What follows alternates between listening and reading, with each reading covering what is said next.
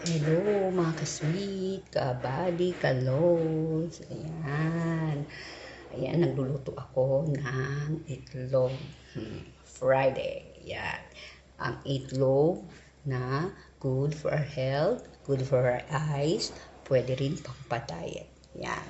Itong pagluto ko ng itlog, nilalagyan ko lang ng asin at saka pepper para konting may lasa siya at masarap pag ano mo tingnan, di ba?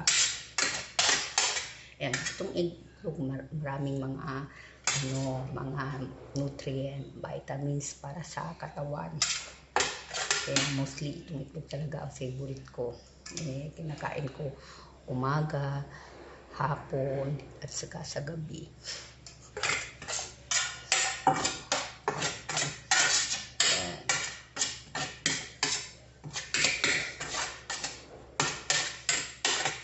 Hindi ko alam kung anong luto ninyong style ng itlog sa pagluto. Pero ako, ito lang, simple lang yung pagluto ko. Or minsan, pag wala talaga, nilalagyan ko rin ng konting cheese. Yung itlog, maganda din yun. Creamy yung itlog. Yan. Thank you for watching.